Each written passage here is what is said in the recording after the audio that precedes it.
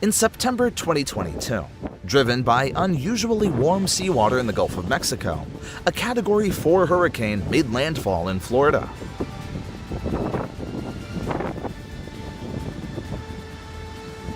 The storm surge peaked with waves reaching 15 feet and winds of up to 150 miles per hour heading toward the area. Huge waves, combined with torrential rain, caused widespread flooding, engulfing houses, streets, and infrastructure. Residents who had not been evacuated timely had to find higher ground for shelter in place. A few hours after the storm ended, the area of devastation emerged. Thousands of households confirmed that their homes were destroyed. Yuli Township in Hualien, Taiwan, consists of 15 villages, home to about 20,000 people.